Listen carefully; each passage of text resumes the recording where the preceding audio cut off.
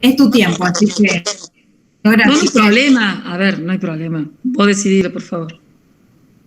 Un minutito más, a las 40 largamos. Ay, no, se escucha horrible. No sé por qué. Hoy tenemos el teórico con la doctora María Isabel Jerez, con pacientes con discapacidad. La doctora fue ex profesora asistente de la cátedra durante muchos años, ya no nos acompaña, pero bueno, la tenemos de este medio, lo compartimos a través de los teóricos, ¿no? La doctora es directora del Servicio de Atención al Niño con Discapacidad IFLAP en el Círculo Odontológico de Córdoba, especialista en odontología integral para personas con riesgo médico y discapacidad. ¿Se me escucha?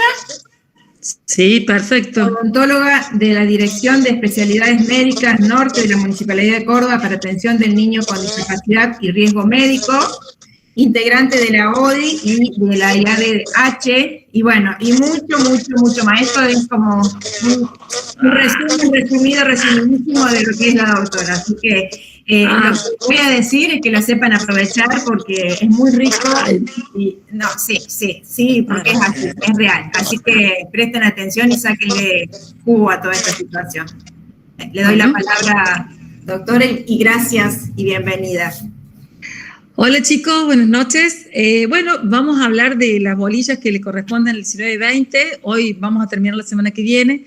Obviamente que esto es un pantallazo, porque es muy difícil en 2 clases darle todo lo que es la discapacidad, pero sí darle una clasificación de dónde viene el término y hablar de las principales, que son las sensoriales, las motoras, darle como un pantallazo como para que ustedes puedan abrirse el día de mañana y el que quiera especializarse o formarse, concurso o hacer la especialidad que hace poco que está en Argentina, que solamente está en la UBA,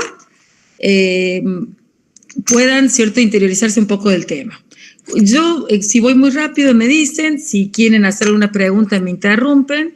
La idea es que les quede claro lo que vamos a dar. Lo que sí, acordate, Doc, de avisarme 10 minutos antes de terminar. Bueno. Antes de las 8:30. ¿De dónde viene el término discapacidad? El término viene desde 1972 a partir de capacitar, que significa apto, hábil, y dis, anomalía o perturbación. O sea que discapacidad viene a partir de dis y capacitar. Si hacemos un poco de memoria, ¿sí? En 1843 Litt habló sobre la parálisis cerebral. En 1859 se inauguró la Asociación Dental Americana. Y en el 1927 ya se incorpora, ¿cierto?, a la discapacidad. Y podemos decir que en América Latina, en Argentina, en una reunión en Rosario, a partir del Instituto Nacional de Rehabilitación, aparece ese término. En Brasil, ABOPE, en 1976, se relaciona con la atención al niño con discapacidad a nivel odontológico. Latinoamérica, si ustedes buscan en internet, ALOPE es la Asociación Latinoamericana de Personas para la Atención de Personas con, ellos le llaman especiales, y Argentina es la Asociación Argentina de Odontología para Personas con Discapacidad, y que la primera reunión se hizo en Córdoba hace ya muchos años, y actualmente sigue esta asociación en pie, y somos muchos a nivel de toda Argentina que formamos parte de la misma y que a su vez muchos de nosotros formamos de la internacional que es la IADH. Prontamente, en los primeros días de mayo, el 6 y 7 de mayo, va a estar las próximas jornadas, si les interesa, en Santa Fe. Ahora bien, ¿a qué denominamos paciente con discapacidad? Hay muchas definiciones. Podemos decir que toda persona que presenta una alteración funcional permanente o prolongada, física o mental, que en relación a su edad y medio social implique desventajas considerables para su integración familiar, social, educacional o laboral. Esto van sacándole fotos para que les sea más fácil.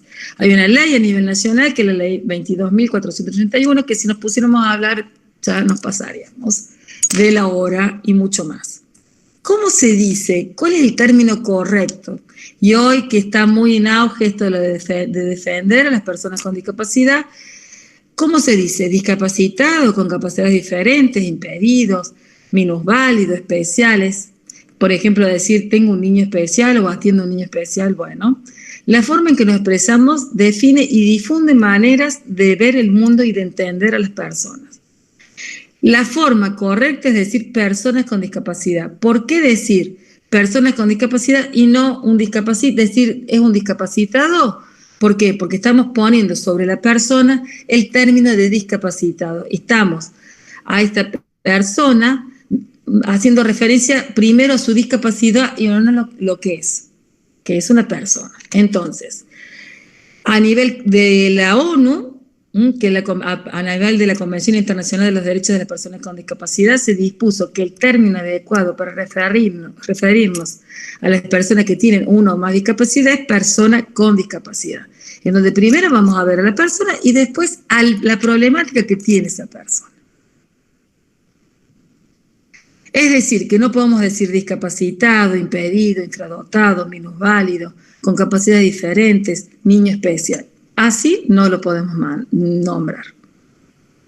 La estadística en nuestro país de personas con discapacidad es que el total de 2.176.123 personas con discapacidad, del cual el 68% están afectados con una dificultad o limitación permanente, de los cuales de ellos es 16% de discapacidad motora, 40% de discapacidad visual, 5,7% de discapacidad auditiva y el 5,7% de discapacidad cognitiva.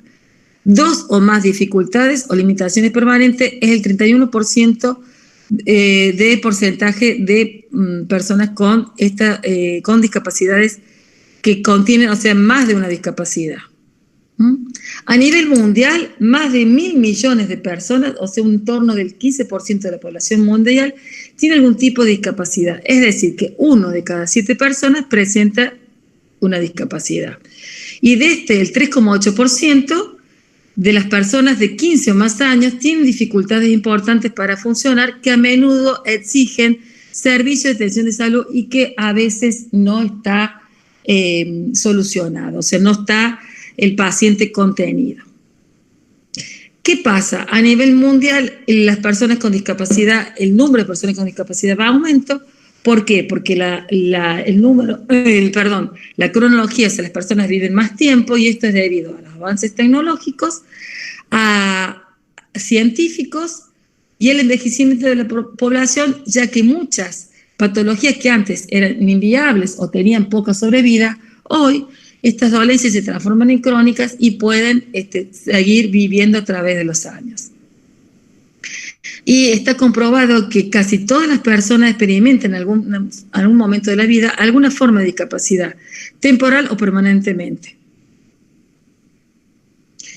A nivel internacional, hoy en día, la clasificación de las personas con discapacidad se hace a través de la clasificación internacional del funcionamiento de la discapacidad, que se llama CIF, y que constituye el marco conceptual de la OMS para una nueva comprensión del funcionamiento de la discapacidad de la salud, que sustituye a la clasificación internacional de deficiencias, discapacidades y minusvalía de 1980.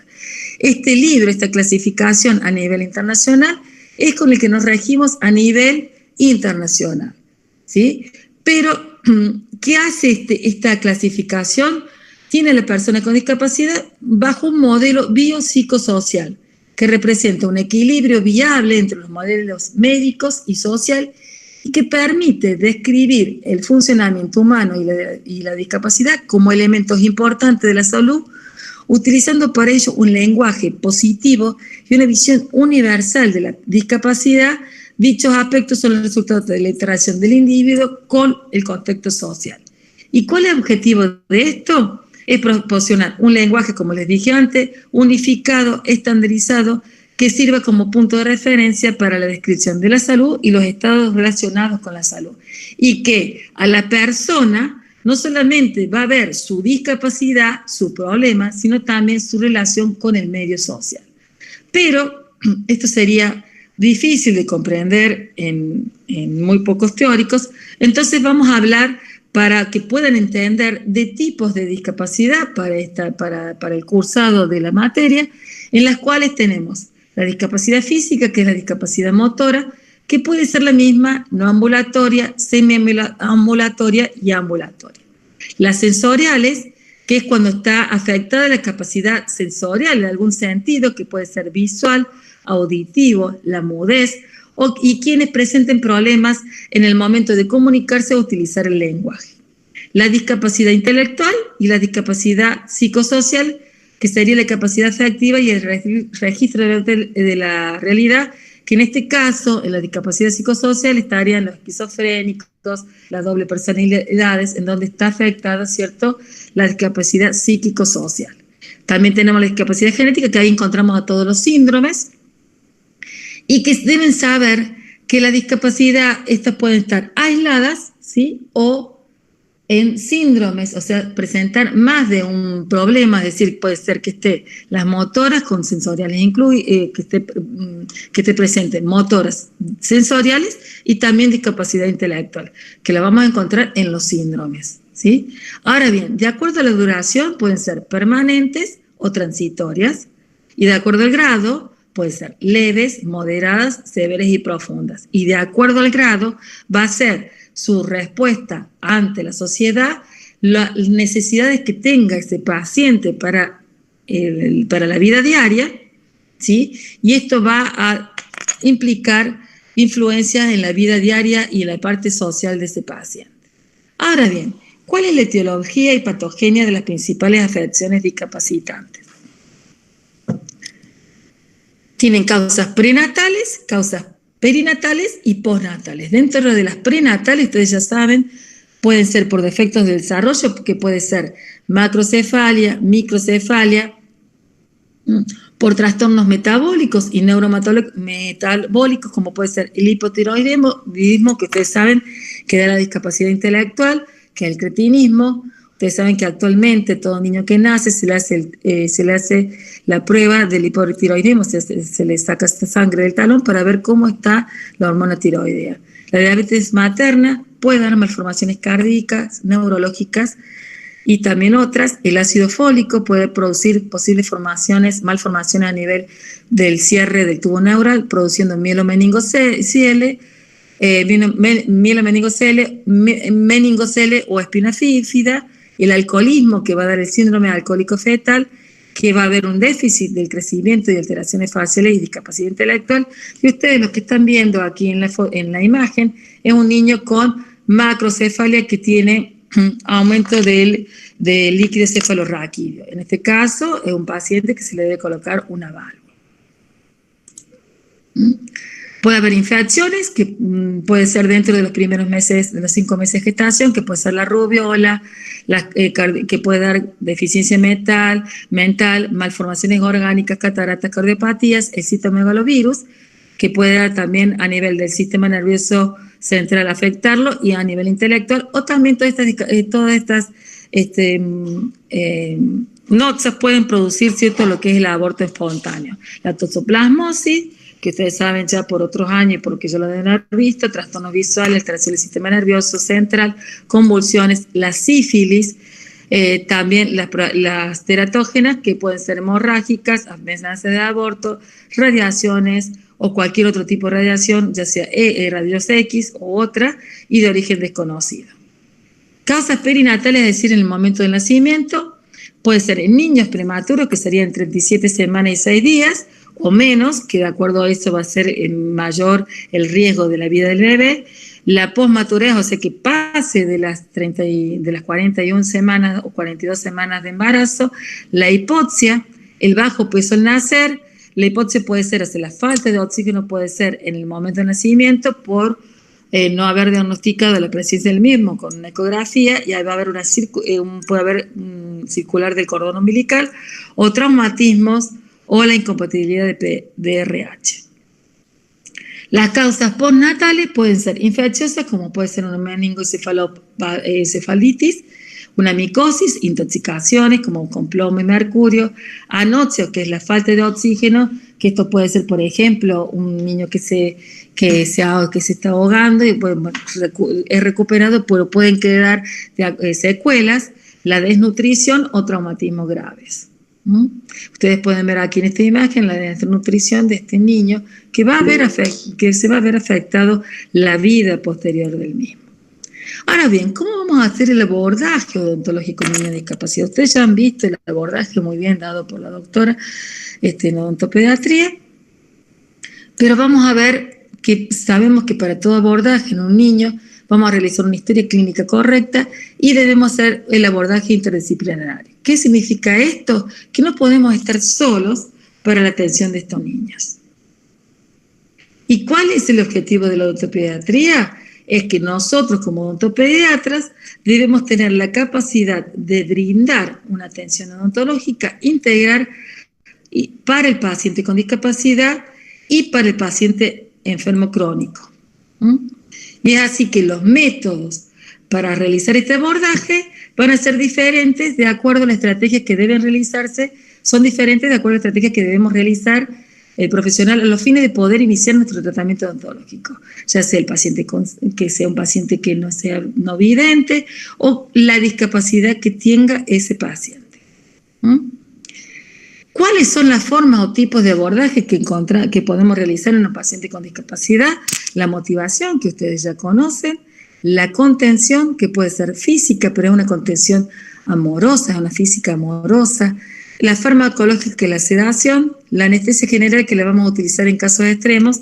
Recurrimos en la atención a la anestesia general en pacientes con un alto grado de una discapacidad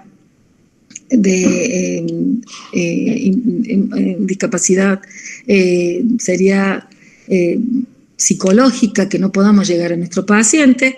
Saber que la contención física, como les dije, es amorosa, que lo que vayamos a hacer no hay dolor de por medio, y la farmacológica es la sedación, y que aún todavía hoy, ¿sí?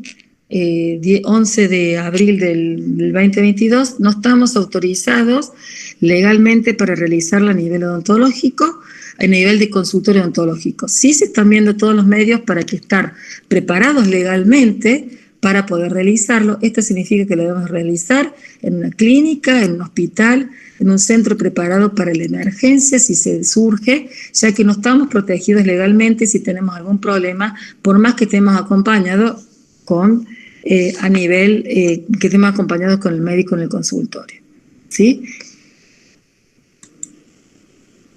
¿Qué debemos tener en cuenta?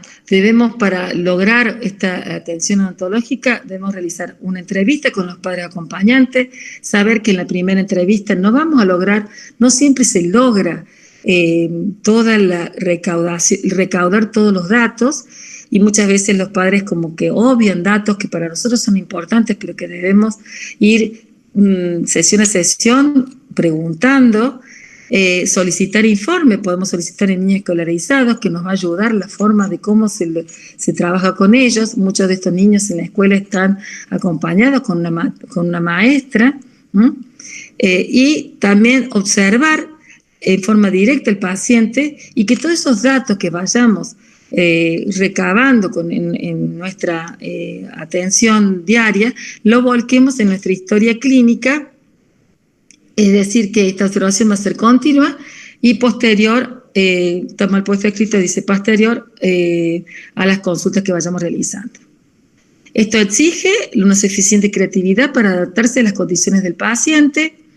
Por ejemplo, debemos escuchar al paciente que por más, aunque tenga limitaciones para expresarse, para hablar, tiene su forma de comunicación, y es allí donde tiene que estar nuestra forma de poder comunicarnos, una simple sonrisa. Los padres van a ser los interlocutores muchas veces, el sostener la mano, el de poder tocarla, nos va a servir para ir logrando esa motivación.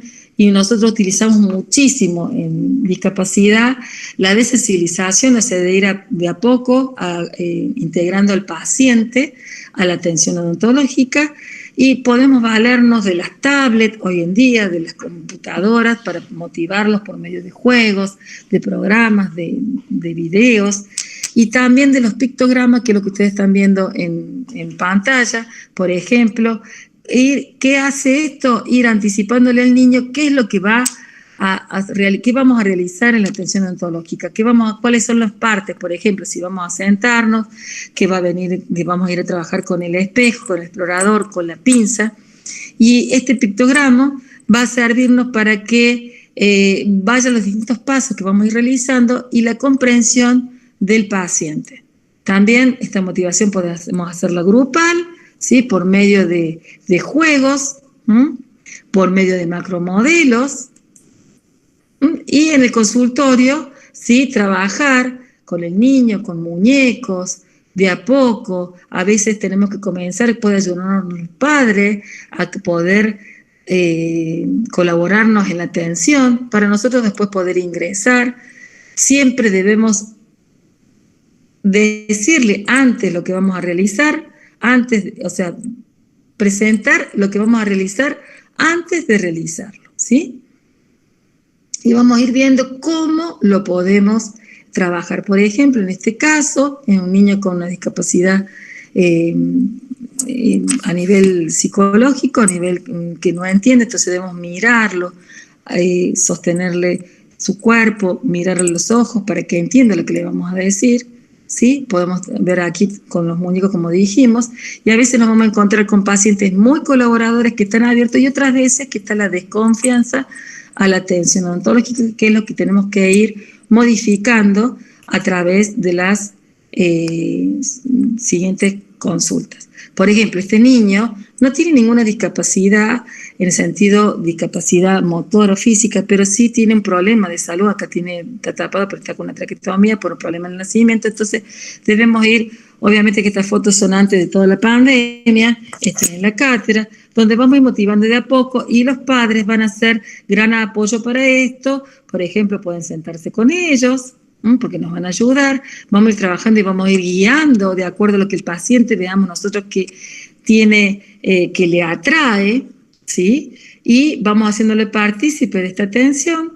Y también se utiliza para la atención odontológica TACA, que son las terapias asistidas con animales, que se está utilizando mucho, que conforma un impulso interdisciplinario que han generado con mayor fuerza desde la década del 70, que esto es a nivel mundial, donde el animal, ¿sí? La mascota, puede ser puede ser un perro, puede ser también un pollo, ¿sí? El animal de granja, ¿cierto? Puede ser de beneficio para distintas personas, ya sea ancianos, adultos, niños, de acuerdo a las necesidades, y que esto sirve para motivarlos y llegar a ellos. Dijimos la contención física, dijimos que esta contención es un método manual y que debe ser amorosa. Todo lo que vayamos a realizar en esta contención debe ser para inmovilizar al paciente, para que no se vaya a dañar él y para que tampoco nosotros nos dañemos, por ejemplo, que nos muerda, ¿sí? O que puede pasar que se dañe el paciente, por ejemplo, que se lastime o se trague algo que estemos utilizando, y esto, como dice ahí, permite la protección tanto del operador como de su equipo. Y nunca debe ser aplicada esta contención como castigo para el mismo. Contención, ¿cómo la vamos a realizar? Esa contención la va a realizar, la va a tener la mamá, que nos va a ayudar a sostener al paciente, ¿sí? Y que nos va a servir, puede ser de interlocutor permanentemente, y nosotros vamos a trabajar, y muchas veces puede, ¿cierto?, ayudarnos un asistente a sostener la cabeza. Y que si esto no lo logramos hacer, debe ser realizado bajo anestesia general y que lo vamos a dejar para ciertos casos, ¿sí? No dar como primera instancia la atención bajo anestesia general. ¿Qué elementos vamos a utilizar para nuestro tratamiento, para lograr esa apertura y poder trabajar? ¿Sí? Los abrebocas de MOL. Estos son los de silicona, que son de distintos tamaños, que vamos a colocar para realizar la apertura. Miren ustedes, tiene, sí, ya lo vamos a ver en otra, un orificio donde vamos a pasar un hilo para hacerlo. Pueden ser baja lengua, pueden ser de plástico, ¿sí? Puede ser, estos son los mismos, nada más que tienen una aleta para poder trabajar. Este es el abreboca de MOL, que lo utilizamos muchísimo, donde tiene una cremallera, donde nosotros al presionar aquí, se va a abrir y esto lo introducimos cerrado en la cavidad bucal y al abrirse va a servirnos de apertura de la misma, debe ser sostenida por el asistente. O también, como les decía, los abrebocas estos de silicona, que lo utilizamos muchísimo, que debe colocarse un hilo, por más que digamos que no puedes pasar, para que no se lo trague el paciente, ¿sí? Entonces este hilo va a ir enroscado en nuestro dedo índice o puede ser en el meñique, donde nosotros nos convenga. Las maderitas, que le deben colocar un guante, no significa eso que no la debamos descontaminar, y los bajalenguas que debemos, de acuerdo a la altura, vamos a colocar una cinta que son descartables, los vamos a tirar. Tener en cuenta que por más que nosotros, esto sería la abrebocas de mola, o sea, ustedes de aquí van a presionar, ¿sí? Se va a abrir y nosotros vamos a trabajar en este caso, por ejemplo, del otro lado. Esta es una paciente que tiene discapacidad, tiene una parálisis cerebral, que como el nombre ya les voy a decir, como se denomina actualmente, encefalopatía no progresiva, crónica no progresiva. Es decir que esto nos permite abrir y que nosotros vamos a ir controlando. ¿Qué significa esto? Que no debemos abusar, ¿sí?, del tiempo en que realizamos la apertura. En este caso estamos ubicando las maderas que le hemos puesto en la abreboca para que ustedes puedan visualizar cómo se ve. Entonces nosotros colocamos el abreboca en el lado contrario del que vayamos a trabajar, ¿sí? Esto es sostenido ya sea por el padre o por nuestro asistente. Alguien nos tiene que ayudar, ¿sí? ¿Por qué? Porque están los movimientos involuntarios que nos podemos lastimar o lastimar al paciente o tragar algo que estemos utilizado. No me voy a cansar de decirle eso. Bueno, ahora vamos a ver lo que es la discapacidad intelectual.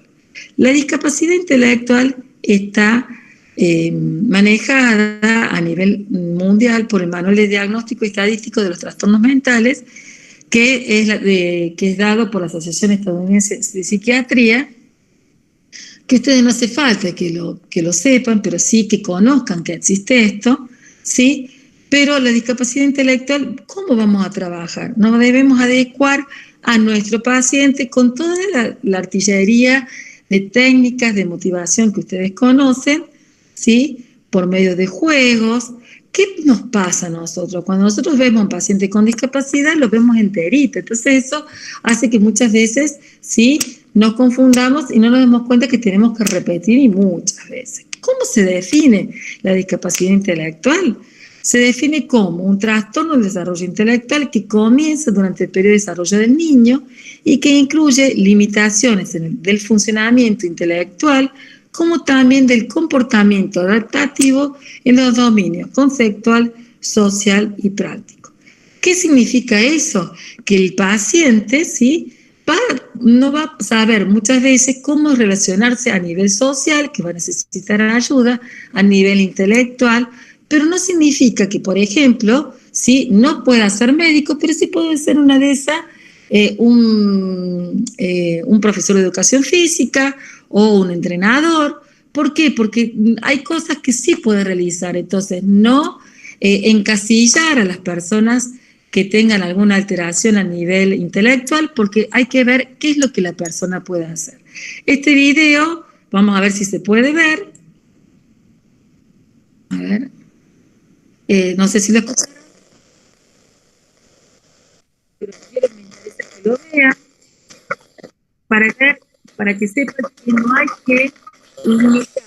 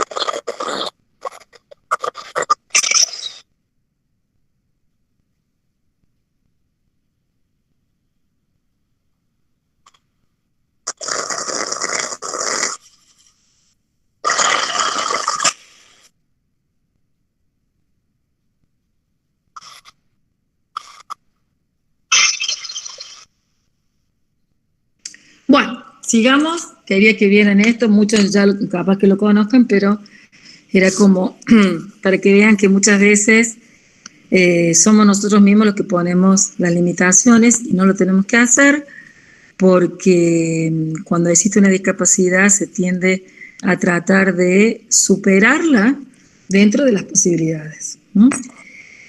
Bueno, volvemos a la discapacidad intelectual. ¿Qué es la discapacidad intelectual? Es aquella que presenta una serie de limitaciones, habíamos dicho, de las habilidades diarias que una persona aprende y le sirven para responder a distintas situaciones en la vida. Se hacen más fáciles de llevar si su entorno ayuda a hacerlas más sencillas, las cosas. A las personas con discapacidad intelectual se les hace más complicado aprender, comprender y comunicarse, ¿sí? Lo mismo es irreversible, pero siempre está la familia, los maestros, quienes pueden ayudar, los psicólogos, los acompañantes terapéuticos, los terapistas. ¿Quiénes son los terapeutas ocupacionales? Son las personas que a partir de lo que no puede hacer la persona, buscan los medios para que puedan realizarla y puedan sobrellevar el problema que tienen. Por ejemplo, si un paciente con discapacidad intelectual no puede decidir si toma un ómnibus o el otro, bueno, el terapeuta, ¿sí?, va a enseñarle alguna técnica, decirle, por ejemplo, que se fije en el color, ¿sí?, que se fije o en la parada o en el ómnibus, cómo puede hacer para distinguirlos. ¿Cuáles son las causas de la discapacidad intelectual? Pueden ser prenatales, perinatales y postnatales, y también está el componente hereditario. Dentro de las prenatales tienen la rubiola en el 3er mes y otras afecciones como la toxoplasmosis, el HIV, el virus de Zika, irradiación del feto, la incompatibilidad sanguínea, la deficiencia de ácido fólico, la desnutrición grave en el embarazo, el consumo de sustancias como el alcohol, la nicotina, la cocaína, y puede ser cierto por aberraciones cromosómicas, o sea, ir acompañado de algún síndrome que esté afectada y que presente discapacidad intelectual, y trastornos del metabolismo de los aminoácidos como la grasa y los hidratos de carbono. Dentro del perinatal puede ser anoche en el momento del parto, postnatal, meningitis, encefalitis, traumatismos, exposición crónica, desnutrición grave y baja y prolongación o baja estimulación de estas pacientes. En cuanto a la etiopatogenia de la discapacidad intelectual, pueden ser dentro de ella la anomalía genética el 50%, el 30% por alteraciones tempranas en el desarrollo embrionario y el 10% por los trastornos perinatales y el 5% por los trastornos somáticos durante la niñez, la desnutrición y la falta de estimulación social o verbal, ¿sí? O otras causas. La discapacidad intelectual, habíamos dicho que se caracteriza por este retraso en el desarrollo del funcionamiento intelectual o dificultades para el funcionamiento social adaptativo. ¿Sí? Y de acuerdo a esto, podemos clasificarlas de acuerdo a la gravedad del retraso en el funcionamiento intelectual o del cociente intelectual, ¿sí?, que eso se hace por medio de estudios, los psicólogos, de acuerdo al mismo.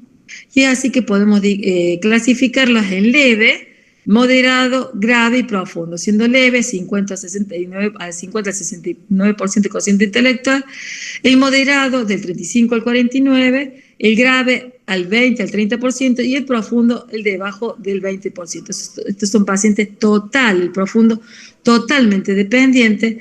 El leve, ¿sí?, es que ciertas cosas va a aprender ese paciente, está también los borderline y también tenemos el retraso, ¿cierto?, global del desarrollo, trastorno de desarrollo específico intelectual especificado, que habíamos dicho que era la discapacidad física, que esta persona es que está directamente relacionada con el comportamiento del individuo. O sea que cuando presenta trastornos en el comportamiento adaptativo, y las probables causas pueden ser la depresión, la esquizofrenia, la bipolaridad, los trastornos de pánico, los trastornos esquizoformos, los síndromes orgánicos, ¿sí?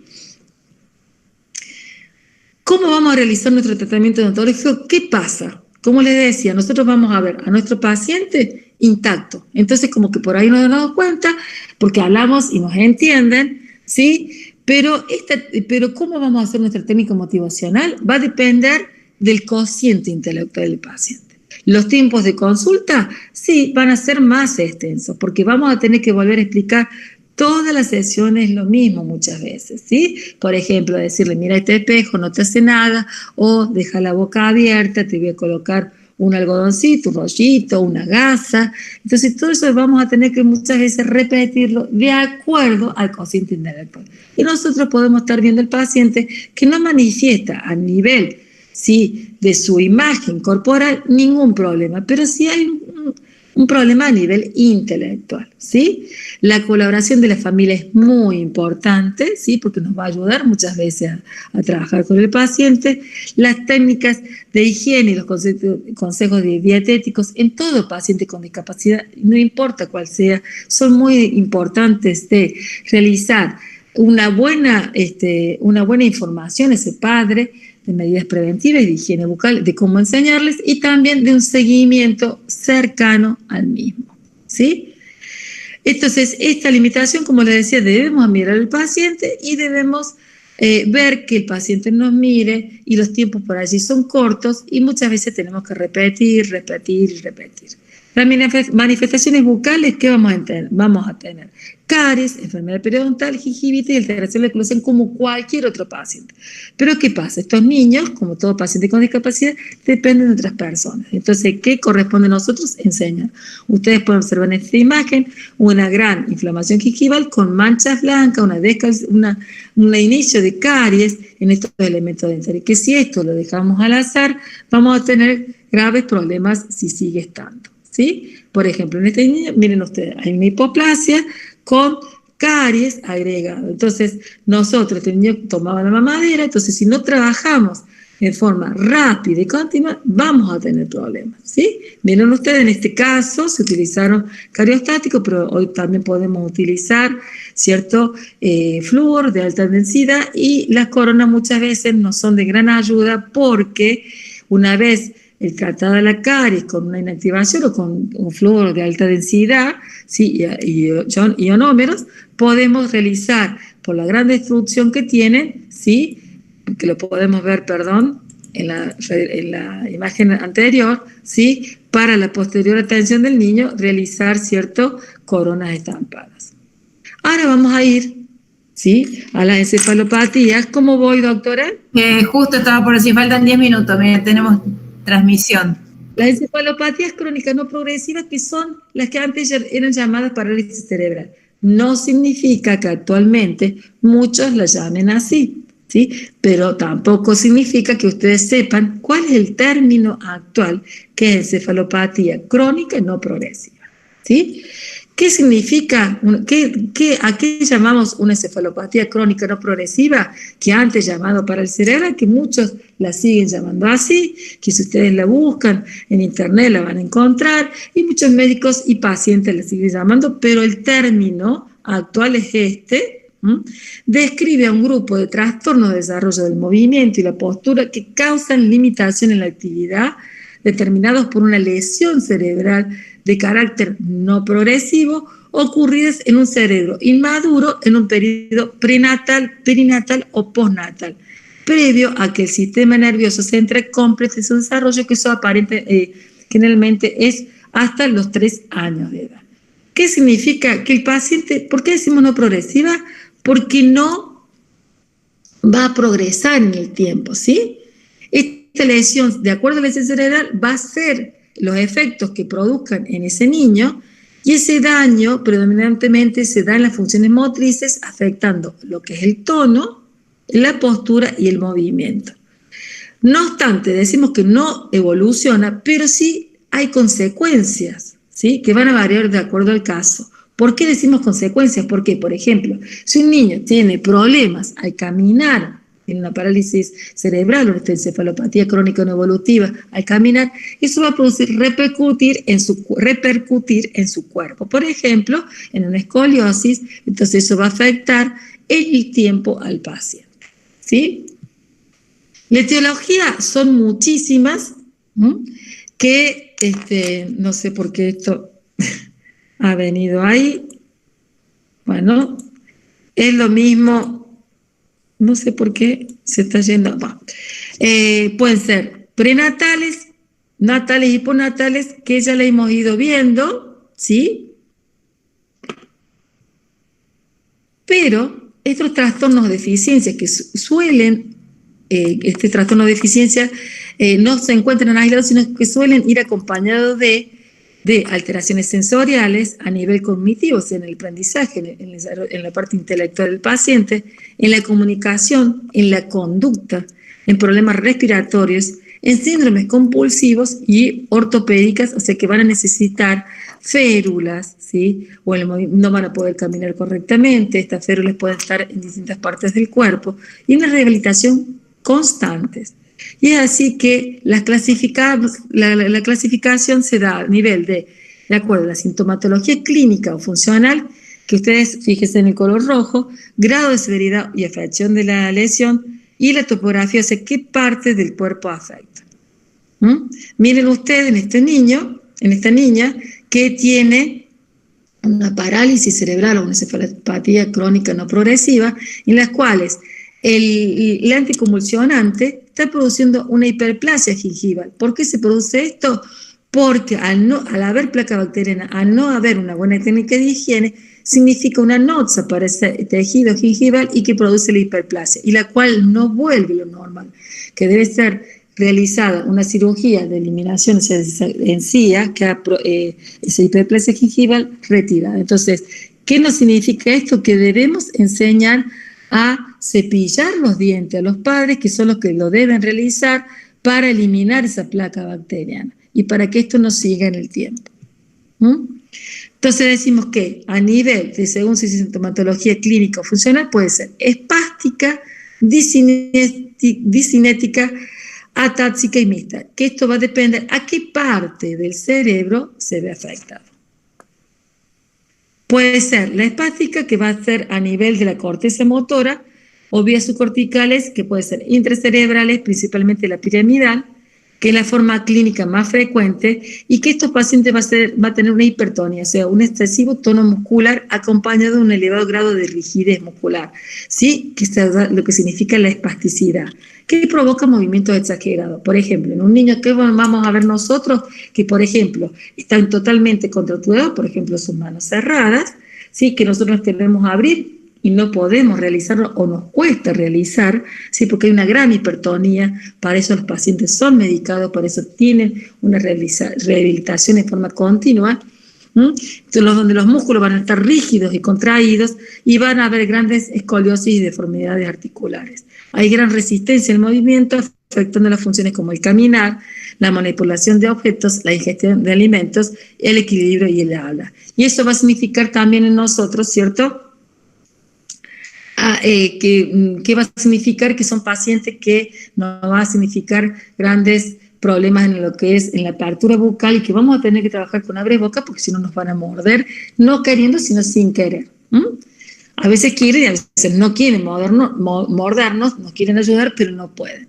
La discinética o atetóxica está afectado el sistema extrapiramidal del cerebro, que sería a nivel de los ganglios basales, donde el tono muscular y el movimiento se encuentran lentos y que son involuntarios y bruscos, que pueden ser repetitivos y que se agravan con la fatiga. Y las emociones afectan a estos músculos y que se van a atenuar en reposo y que desaparecen en el sueño. Puede afectar tanto a los movimientos de la cara y la lengua, y puede ser estos pacientes en estos pacientes vamos a encontrar gamabeo y afectar el habla, ¿sí? Que van a ser en forma pausada y muchas veces no vamos a entender lo que nos dice, y en estos casos va a ser los padres o los interlocutores. Allí debemos disminuir la ansiedad y entender lo que ellos nos quieren decir. Tienen temblores, que son problemas para el movimiento de mano en forma constante. Sin más, esto se va a dar si se encuentran ansiosos. Por eso es muy importante trabajar con la motivación para que el paciente se relaje. El atáxico es cuando se origina por una afección a nivel de cerebelo, y estos pacientes van a tener hipotonía y va a haber falta de coordinación en el equilibrio, en la inestabilidad al caminar y la dificultad para realizar movimientos precisos como la escritura, y que vamos a dar cuenta que pueden tener pérdida del equilibrio. Generalmente la mayoría son mixtas, o sea que vamos a tener combinadas. Por ejemplo, un niño puede tener presencia de músculos rígidos y músculo fácil. Acá, como yo les decía, miren ustedes a la nena con totalmente contracción de los músculos. El grado, de acuerdo al grado de severidad y la afección, ¿sí? Puede ser leve, moderada o severa. Leve, el niño no está limitado en las actividades ordinarias, aunque presenta alguna alteración física, por ejemplo, en poder caminar, o presenta una parte, una hemiplegia, o sea, una parte de su cuerpo que puede afectarle el caminar o en la movilización de una mano. ¿Sí? Pero es leve. Moderadamente severo, hay muchas actividades que no puede realizar, pero otras que sí, y la severa es cuando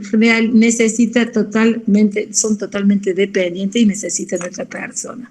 A nivel, si nosotros los clasificamos a nivel corporal, ¿sí? La topografía, ¿qué parte va a alterar a ese paciente que va a estar comprometido? Tenemos la hemiplegia, que va a estar afectado uno de los hemicuerpos, el derecho o el izquierdo, la cuadriplegia, los 4 miembros, como ustedes pueden ver en rojo, están paralizados. La paraplegia es cuando afecta a los miembros, únicamente a los miembros inferiores, ¿sí? Y la monoplegia, cuando está afectado un solo miembro, sea superior o inferior, y si el déficit no es completo, se habla de monoparesia. Y triplegia, cuando hay 3 miembros afectados. A nivel de la cavidad bucal, podemos tener, debido a la consistencia de estos pacientes, a nivel de caries es igual que otros pacientes, pero ¿qué pasa? La alimentación en estos pacientes, como en las personas mayores, hay mayor intensidad de caries, pero ¿por qué? Porque no está supervisado el cepillado, porque dependen de otras personas por la consistencia de la alimentación, ¿sí? La consistencia de los alimentos va a ser más pastosa porque no pueden realizar el movimiento masticatorio por una falta, por una ruptura del equilibrio a nivel muscular del paciente. Entonces se va a ver afectado si no hay una buena técnica de higiene, entonces vamos a tener caries, ¿sí? Va a haber alteraciones de la oclusión, alteraciones neuromusculares, alteraciones en la articulación, bruxismo, movimientos involuntarios, hipoplasias y babeo. Erosiones, ¿sí? Hiperplasia gingival, que ya les mostré un caso clínico, inducida, ¿cierto?, por los antiepilépticos como la feniltoína, acompañado de una higiene deficiente de placa, o sea, debe haber placa bacteriana para que produzca esa hiperplasia. Mayor prevalencia de traumatismo dentro de la edad por pérdida de equilibrio del paciente, por eso estos pacientes deben tener su apoyo y ser controlados. Por ejemplo, ustedes acá vamos a ver distintas formas de de realizar la higiene, donde el padre se coloca al costado, realiza la apertura y la técnica de cepillado puede ayudarse, ya sea de baja lengua o con otro cepillo o con un pedazo de plástico como lo hace aquí, o con una manguera para realizar el cepillado. O sea, no deben quitar la voluntad del paciente a cepillarse, pero sí debe tener un control por un adulto una vez al día para que se pueda realizar una buena técnica y que debe realizar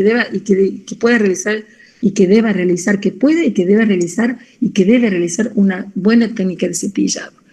Entonces, esto es un trabajo que se dio en el 2016, que el título es Salud bucal del niño con parálisis cerebral, acá tienen la radiografía, en los que dice que los factores predisponentes a la caries es la debilidad motora e incoordinación, que da la incapacidad de mantener una higiene oral, que va a depender del cuidador, y eso le hace que esta incapacidad interfiera en la vida diaria del paciente, el retraso mental, o sea, la discapacidad intelectual, la parálisis pseudovolvular, que dificulta la masticación y dilución de estos pacientes, y la enfermedad por reflujo gastroesofágico, que muchos pacientes lo presentan. Esa regurgitación y vómitos recurrentes van a actuar sobre la superficie dentaria, y la desnutrición por poca ingesta de calcio o deficiencia de vitaminas van a afectar lo que es la cavidad de estos pacientes. Vamos a adaptar los cepillos, porque debemos darle la posibilidad de que ellos se cepillen, ya sean con mangos de bicicleta, con pelotitas, puede ser